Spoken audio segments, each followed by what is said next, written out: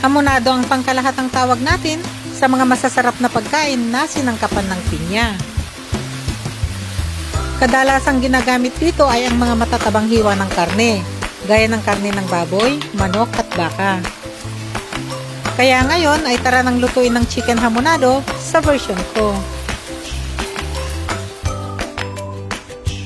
Gagamit tayo dito ng buong sariwang manok, pero hindi kasali yung dibdib.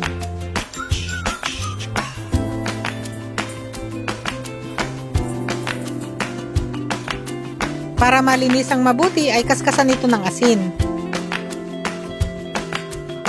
Saka na ito hugasan sa running water at patiktikin sa strainer. Gawa tayo ng marinade mix. Timplahan ito ng paminta, dark soy sauce, at saka buong lata ng pineapple juice.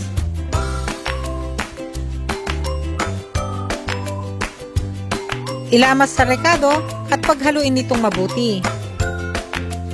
At para mas masarap ay ibababad natin ito sa rekado hanggang sa kinabukasan. Ilipat na ito sa lalagyan. At siguraduhin na lubog ang mga karne sa rekado. Ngayon ay pwede na itong takpan, saka na ito ilagay sa refrigerator overnight. Kinabukasan,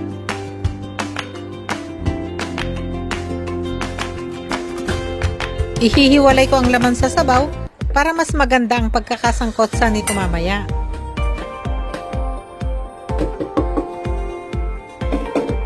Itabi lang din ang sabaw dahil gagamitin din natin yan mamaya. Maglagay na ng mantika sa mainit na lutuan. Prituhin saglit ang manok hanggang sa medyo mag-brown na ang balat nito. Ang prosesong ito ay isang mahalagang pamamaraan sa pagluluto ng masarap na pagkain dahil napapalabas nito ang natural na tamis ng karne.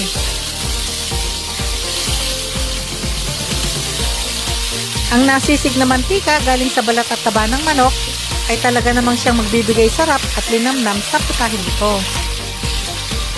Kaya patuloy na isasangkotsa ito hanggang sa mapalabas ang mantika nito. Ganito na yung gusto kong itsura ng pagkakasangkotsa nito. Ngayon ay pwede nang ilagay ang bawang. Igigisa hanggang sa lumabas ang amoy nito. Sa panahon ng pagluluto ay balibalik na rin din ang manok para naman di ito masunog. Ilagay na ang sibuyas at maanghang na sili.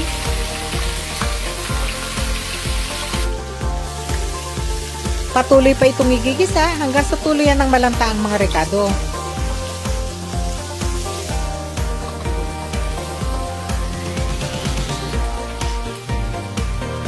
Pagkalanta ng mga rekado, ay pwede nang ilagay ang pinagbabarang sabaw ng manok. Chicken powder, dahon ng laurel, haluing mabuti,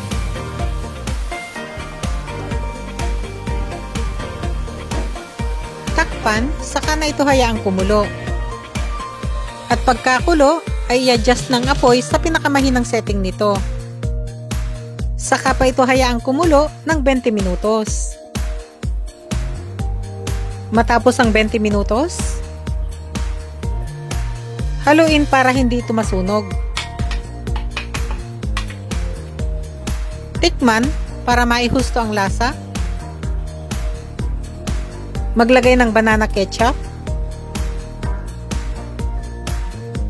Para sa mga gusto pa ng mas matamis, ay pwede nang maglagay ng asukal sa pagkakataong ito.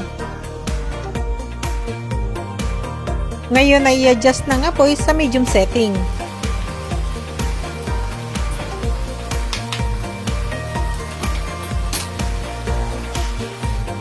Maglalagay ako dito ng 6 na hiwa ng pineapple. Lutuin pa ito ng ilang minuto hanggang sa makuha na ang gustong lapot ng sarsa nito. Hindi na rin to tatakpan. Tikman ko. Naihimasin. Manyaman. Ganito na yung gusto kong lapot ng sarsa. At pinakahuli ay garnish na natin ito ng mga siling labuyo.